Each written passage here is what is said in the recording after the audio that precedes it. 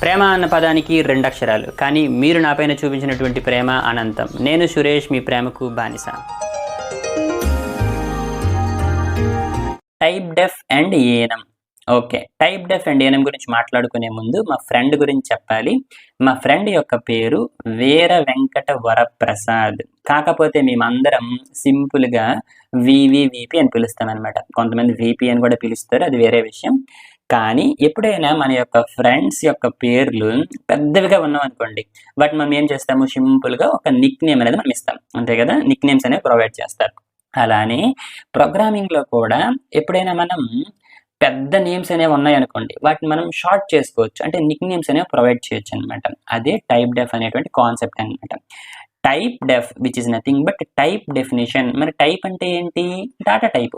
ఇంతకుముందు మనం data types గురించి డిస్కస్ చేసాం కదా.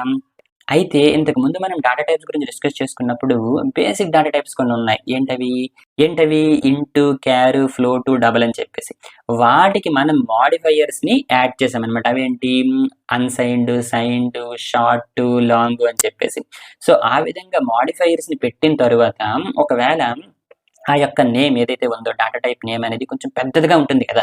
ఫర్ ఎగ్జాంపుల్ ఇక్కడ మీరు చూడండి, లాంగ్ ఇంట్ అని ఉంది. ప్రతిసారి నేను లాంగ్ ఇంట్ అని చెప్పేసి రాయకుండా సింపుల్గా ఎల్ఎన్ అని పెట్టుకోవచ్చు అనమాట. అలానే ఫర్ ఎగ్జాంపుల్ షార్ట్ ఇంట్ అని ఉంది, సింపుల్గా నేను ఎస్ ఇంట్ అని ఇచ్చుకోవచ్చు అనమాట. అంటే ఏ నేమ్ అని ఇచ్చుకోవచ్చు అనమాట, మన ఇష్టం కదా.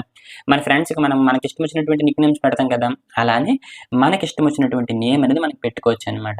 ఓకే, సో టైప్ డెఫ్ యొక్క ఉపయోగం ఏంటి అనుకోనంటే, it allows user to define and identifier అంటే సింపుల్గా ఒక నేమ్ అనమాట. ఓకే, దీని గురించి మనం డిస్కస్ చేసుకోలేదు కాబట్టి మీకు కొంచెం కన్ఫ్యూజన్గా ఉండొచ్చు, ఫస్ట్ టైం వింటున్నారు కాబట్టి. కానీ సింపుల్గా గుర్తుంచుకోండి, ఐడెంటిఫైయర్ ఇస్ నథింగ్ బట్ ఒక నేమ్ అనమాట. That would represent an existing data type అనమాట. ఎగ్జిస్టింగ్ డేటా టైప్ ఏంటి? షార్ట్ ఇంటూ లేదంటే లాంగ్ ఇంటూ అవ్వచ్చు అనమాట. కానీ వీటికి బదులు మనం ఒక ఐడెంటిఫైయర్ డిఫైన్ చేయొచ్చు అనమాట. ఇక్కడ మీరు చూసారా, షార్ట్ ఇంటూ బదులు ఎస్ ఇంట్ అని చెప్పేసి రిప్రజెంట్ చేసామన్నమాట.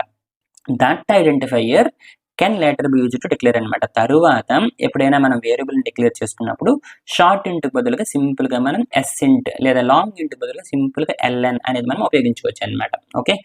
ఓకే, సో టైప్ డెఫ్ యొక్క సింటాక్స్ ఏ విధంగా ఉంటుంది అనుకోనంటే, ఫస్ట్ మనం టైప్ డెఫ్ అనేది రాస్తాం. ఆ తరువాత మన ఎగ్జిస్టింగ్ డేటా టైప్ ఏదైతే ఉందో, లాంగ్ ఇంట్ అనేది మన ఎగ్జిస్టింగ్ డేటా టైప్, దాన్ని రాస్తాం.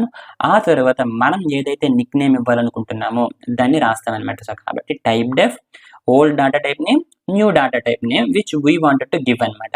అంటే మనం ఏదైతే ఇవ్వాలనుకుంటున్నామో అది రాస్తామన్నమాట. ఇక్కడ మీరు చూడండి, షార్ట్ ఇంట్ అనేది ఒక డేటా టైప్. కాకపోతే నాకు ఏమనిపించింది అంటే, షార్ట్ ఇంట్ అనేది కొంచెం పెద్దది అనిపించింది. సో అందుకోసం నేను ఏం చేశాను అనుకోనంటే, దీనికి ఒక ఐడెంటిఫైర్ ఇచ్చాను, ఎస్ ఇంట్ అని చెప్పేసి. ఓకేనా, ఈ విధంగా రిప్రజెంట్ చేస్తామన్నమాట టైప్ డెఫ్. ఆ తర్వాత మన యొక్క ఓల్డ్ డేటా టైప్ ఏది ఉందో అది, మనం ఏదైతే కొత్త నేమ్ ఇవ్వాలనుకుంటున్నామో అది, ఈ విధంగా రిప్రజెంట్ చేసిన తరువాత నెక్స్ట్ టైం నుండి సింపుల్గా దీన్ని మనం ఉపయోగించుకోవచ్చు అనమాట. ఇక్కడ మీరు చూసారా, ఎస్ ఇంట్ ఏ ఈజ్ ఈక్వల్ టు 10 అన్నానంటే ఇండైరెక్ట్గా నేను షార్ట్ ఇంట్ ఏ ఈజ్ ఈక్వల్ టు 10 అని రాశాను అనమాట. ఓకే, ఈ యొక్క షార్ట్ ఇంట్ ఏ ఈజ్ ఈక్వల్ టు 10 బదులు సింపుల్గా ఎస్ ఇంట్ ఏ ఈజ్ ఈక్వల్ టు 10 అని రాసినట్టు అనమాట. ఓకేనా, సో ఈ విధంగా ఎప్పుడైనా మనకి పెద్ద నేమ్స్ ఉన్నప్పుడు వాటిని షార్ట్ చేసుకోవడానికి కోసం టైప్ డెఫ్ అనేటువంటి ఒక కాన్సెప్ట్ని అయితే ఉపయోగిస్తామన్నమాట. ఓకే, దీన్ని మనం మోస్ట్గా స్ట్రక్చర్స్లోన, యూనియన్స్లోన ఉపయోగిస్తాం.